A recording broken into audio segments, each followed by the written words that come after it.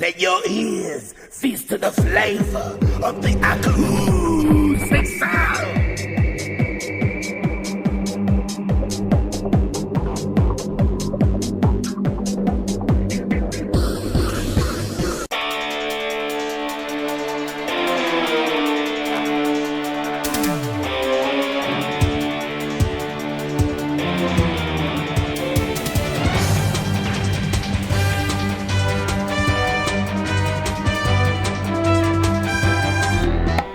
Hello everyone, Skippy here, and welcome to One Piece episode 983. Directed by Nanami Michibata from Yutaka Nakashima's board and supervised by Toshio Deguchi and Shingo Fujisaki. After the amazing episode we had last week, it's normal to expect there to be a bit of a cleanup episode per se that acts as the result of the entry prior. But 983 looks pretty damn fun all things considered, and it helps that unlike last time, it's only partially outsourced, and to a much better studio at that, with Studio Guts coming to assist rather than steer the wheel, with Shingo Fujisaki taking the reins of supervision this time with art that still follows the usual Guts quota visually. And when even Toshio Deguchi's corrections here are quite inoffensive as well, it all just makes me more optimistic for how this will turn out. Yutaka Nakashima's boards are always a great guideline for assistant directors to really get their footing in terms of what they're capable of. And when Nanami Michibata has been improving ever since her first episode, I can't wait to see what she's able to expand on here. So will episode 983 be a fun time that can stand completely on its own? Let's sail forward and find out.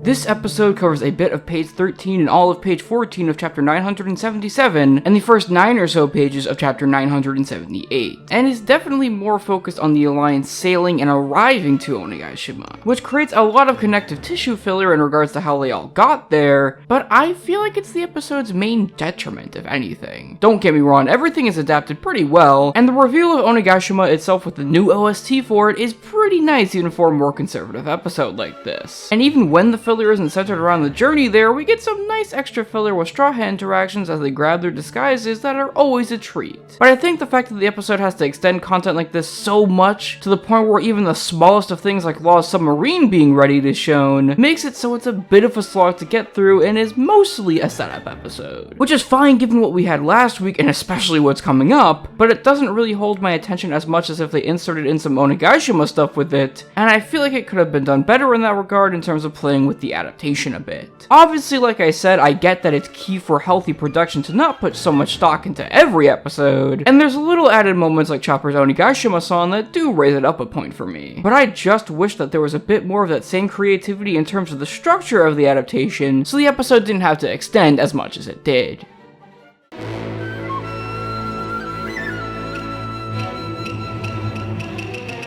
While it's not that much more intensive than your average Nakashima storyboard, this board here is still pretty serviceable and gets the job done for the type of episode that it is and what the manga requires of it. Having those small little sparks of vibrance that are classic One Piece in execution, which Michibata doesn't really try anything too crazy with outside of some pretty extensive usage of chromatic aberration and a bit of lens flare in parts of the episode, which are no doubt inspired by her colleagues' work in the previous episode. It's nothing amazing or jaw-dropping or something that will get you going, but it's a pretty fine enough board that while a bit flat is far from the blandest that I've seen, and while I wish Michibata took a bit more creative liberties with it than she inevitably ended up doing, I'm not really all that upset because of what this episode is. Conservative. Being extremely prevalent with the fact that Toshio Deguchi animated a large portion of this episode himself, which means that the animation and corrections from Shingo Fujisaki and Studio Guts are much smaller in comparison, which is a bit sad because they have the best parts. Now with a huge and long section of the arc like this, it's easy to get excited for almost every episode because of the source material and what the anime can do with it. But I want people to remember, especially in the wake of last week's episode, that this is an anime production after all. So don't expect every single episode to hit on all cylinders or some of them to be as good as a movie, because there needs to be conservative episodes like this to balance it all out and to give us those strong moments. So I hope people aren't as harsh on this episode as a result of that, and will treat it like what it is, a decent episode that just pushes us us forward. Carrying us on over to next week's episode 984 that will no doubt be on the opposite end of the spectrum. Yasunori Koyama is not only an extremely talented director in many different ways, but more recently he's become one of the absolute strongest regulars on the show, no doubt, and while the preview doesn't show much of that, I see that as nothing more than a good thing because looking back, the 971 preview spoiled a bit too much of his colorful direction, and what's there so far looks pretty promising, outside of the fact that I'm really questioning why they give him Shingaki for this episode, as his qualities that make him one of my least favorite supervisors are out in full. However, I'm still looking forward to next week all the same so we can truly get the ball rolling on ONIGASHIMA. Anyways guys, that's it for now. I'm Skippy, and man, why aren't guts around more?